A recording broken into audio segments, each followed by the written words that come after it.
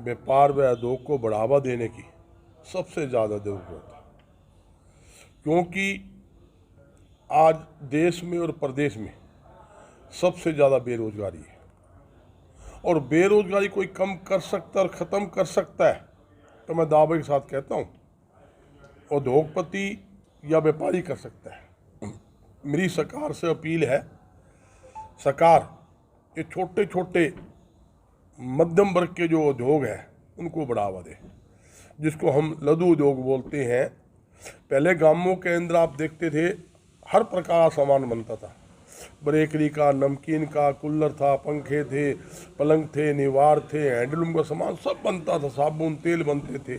और लाखों हमारी माताओं को, बहनों को और युवाओं को गांव के अंदर ही रोजगार मिलता था। आज 80-85% वो उद्योग बंद हो गए, जिसके कारण बेरोजगारी लगातार देश और प्रदेश में फैल रही है। तो सरकार को चाहिए छोटे छोटे उद्योग जो लगे उसके लिए ज़्यादा सुविधा दे। एक तो क्या होता है, हरियाणा का SGST है, उसमें पूरी तरह छूट होनी चाहिए, SGST नहीं लेना चाहिए। दूसरा, कोई भी उद्योगपति उद्योग लगाए उसके सस्ती ज़मीन दे, और बिजली के बिलों में 50% सब्सिडी दे, ताकि पड़ोसी राज्यों का उद्योगपति हरियाणा में उद्योग लगाए। जब हम कोई सुविधा नहीं देंगे, कौन पड़ोसी राज्यों का उद्योगपति हरियाणा में उद्योग लगाने की गलती करेगा। हम कहते हैं व्यापार उद्योग को बढ़ावा देंगे। सरकार ने पहले भी कहा था भी हम 75% हरियाणा के बेरोजगारों को रोजगार देंगे उद्योग के माध्यम से। आप बता दो 75 आदमी को रोजगार नहीं मिला, आज तक वो योजना ही लागू नहीं हुई। जब उद्योग आप बढ़ाओगे नहीं तो कैसे लोगों को रोजगार मिलेगा। दूसरा, खेती में उपयोग आने वाली दवाइयाँ हैं, खाद है, बीज है, इसको पूरी तरह से कर मुक्त किया जाना चाहिए।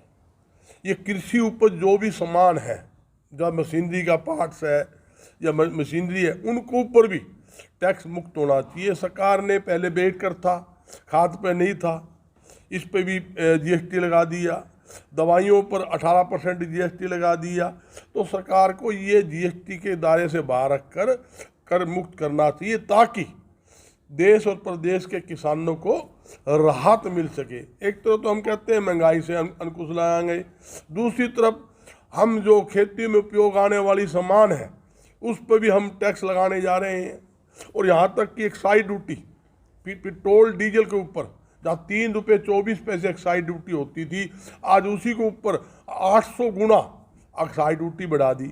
तो पेट्रोल डीजल पे वेट कर भी कम हो, एक्साइज ड्यूटी कम हो, खाद बीज दवाइयों पर किसी प्रकार का टैक्स ना हो, ये हमारी सरकार से मांग। कल मुख्यमंत्री मिले हैं पानीपत के व्यापारियों से, शायद जो आप बात करें उसका आश्वासन भी दिया है कि हम लोग यहाँ पे ज़मीन और टैक्स में कुछ छूट व्यापारियों ने भी करी है, शायद वो हाँ भी करके गए हैं। तो ऐसी बात नहीं है, वो मुख्यमंत्री ने कहा है हम व्यापारियों की, उद्योगपतियों ने जो मांग रखी है उस पर हम गौर करेंगे। मैं दावे के साथ कहता हूँ, आप पानीपत का हैंडलूम एशिया का नंबर 1 टेक्सटाइल हब है।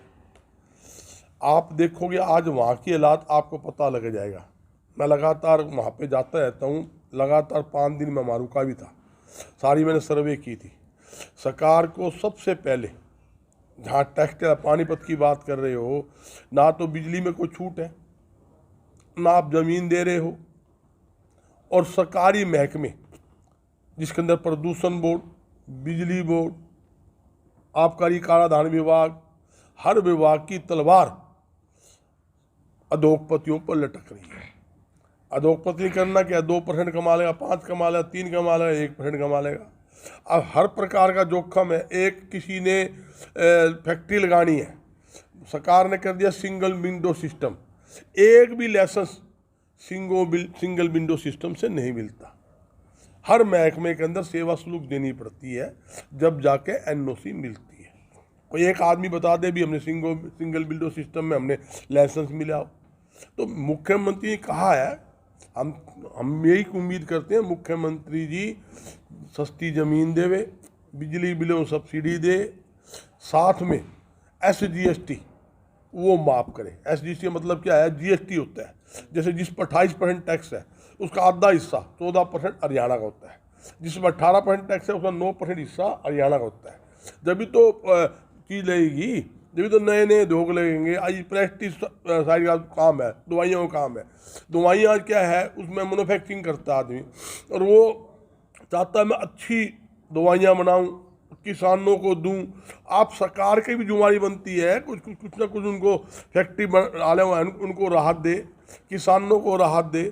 सरकार तो कुछ देती नहीं, सरकार ने 18% टैक्स लगा दिया दवाइयों के ऊपर। बताओ, खेती में उपयोग आने वाली दवाइयों को 18% टैक्स, ये कोई इतना भारी भरकम टैक्स थोड़ी होता है।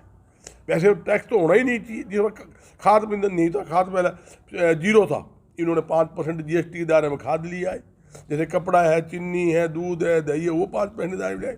तो यही सरकार से मांग है, सरकार जो है घोषणा करने की बजाय उसको धरातल पर काम करे। और मैं दावे के साथ कहता हूँ, जो मैंने बातें कही है, अगर सरकार उन बातों को पूरा करती है, हरियाणा में एक भी व्यक्ति बेरोजगार नहीं रहने देंगे। लाखों आदमी को रोजगार देने की गारंटी हमारी। मैं क्यों कहता हूँ, अगर किसी उद्योगपति ने 1000 आदमी भर्ती करनी है तो उसमें देर नहीं लगती। रात को तो हम निकालेंगे, हमने आदमी की जरूरत है, अखबार में एक ऐड दी, लाइन लगी, भर्ती कर लेंगे। और सरकार ने 50 आदमी भर्ती करने हैं, 100 टंटे हैं, 100 बाजी है, 10 बार पेपर लीक होंगे, 10 बार कैंसिल होंगे, 10 बार टेची पकड़ी जाएगी, 10 बार हलवाद होगी। वहाँ मैंने कितनी बार तो कैंसिल होगी, कितनी बार पेपर रद्द हो गए। फैक्ट्री वाला ना तो पेपर रद्द हो गए, ना कोई तकलीफ हो गया, 2 मिनट के अंदर नौकरी दे देगा। एक व्यापारी है जिसे 4 आदमी दुकान में रखने हो, उसे कोई पूछना पड़ेगा, जरूरत के हिसाब से हम रख लेते हैं। तो ये जरूरी है, तो सरकार को चाहिए। आप बताइए, कोरोना था, कोरोना के समय के अंदर बंद दुकान का, बंद फैक्ट्री का, व्यापारी ने बिजली बिल दिया, हाउस टैक्स दिया, अदर टैक्स दिया, वो कोई लेने की बात थोड़ी थी। जब हमने दुकान ही नहीं खोली, दुकान चलाई ही नहीं, नुकसान के अंदर हम बैठे हैं, कर्मचारी को तनख्वाह हम दे रहे हैं, और हमारे बैंकों के ब्याज हमारे लागू, बैंक के ब्याज भी हमारे से ले लिए। तुम ये सोचने की बात है, व्यापारी को तुम तलवार क्यों लटकाते हो? व्यापारी को राहत दो। जैसे हम किसान के लिए सोचते हैं, भी किसान हमारा है, किसान हमारा अन्नदाता है, हम उसके लिए हर प्रकार की सोचते हैं। मंडी का आड़ती सोचता है परमात्मा इसके खेत में अच्छे दाने हो, सीड वाला सोचता है अभी इसके खेत में अच्छे दाने होंगे तो मेरे से काम चलेगा। हर एक आदमी किसान व्यापारी की तरफ सोचता है, तो सरकार को भी सोचना चाहिए, ये मेन बात है। प्रधान जी, अगर बात करें कोई भी फसल हो, धान की हो या गेहूं की फसल आने वाली हो, व्यापारियों का, किसानों का कहीं ना कहीं हर फसल पे सरकार के साथ पेच फंसा रहता है, हड़ताल पे जाना पड़ता है, फिर जाके कहीं ना कहीं तालमेल बनता है। ऐसा क्यों? देखिए, सरकार में एक दिक्कत है, 2.5% कमीशन था हमारा, और सदियों से चलता रहा। कितना पुराना 2.5% है। आज महंगाई पहले से 4 गुना, 5 गुना, 10 गुना बढ़ गई, हमारा कमीशन तो नहीं बढ़ा। कमीशन बढ़ना चाहिए, बढ़ने के बजाय ये कमीशन घटा रहे हैं, उसके पैसे काट लेते हैं। जब पेमेंट का आता, कमीशन की पेमेंट टाइम आए, 1-1 साल पेमेंट नहीं देते, पलेदारी की मजदूरी नहीं देते, चक्कर काटे जाओ, धक्के खाए जाओ। ये दिक्कत है। कहीं ना कहीं रोड़ा इस बात का पड़ता है, फिर नमी का रोड़ा पड़ता है, भैया नमी वाला मामला है, ऐसे करेंगे वैसे करेंगे, वो रोड़ा पड़ता है। कई चीज़ें ऐसी होती है, सरकार वो है, जब सीजन होता ना, सीजन के समय एंड एट द स्पॉट नई 2 बात ले आती है, जिससे व्यापारी में दिक्कत आती है। व्यापारी फिर वो क्या करे, मजबूरी के अंदर अपनी बात सरकार तक पहुंचाने के लिए वो हड़ताल करता है। फिर सरकार से बात होती है, कुछ मांगे मान लेते हैं, कुछ लटका देते हैं। ये एक लफड़ाई है, जान को बड़ा भारी लफड़ा है ये। आप देख रहे हो, लगातार धान की कमीशन कम कर दिया, गेहूं का कमीशन कम कर दिया, पैसे काट लिया। आज भी 100 करोड़ से ज़्यादा रुपए हमारे गेहूं के बाकी है कमीशन के नाम के। बताओ, ये तो इनके हालात है। आरती क्या करे बताओ?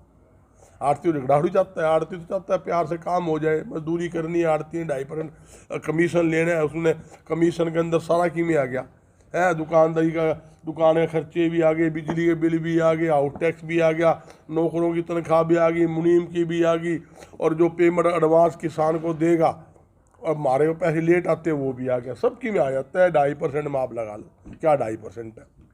आज की मीटिंग का मुख्य उद्देश्य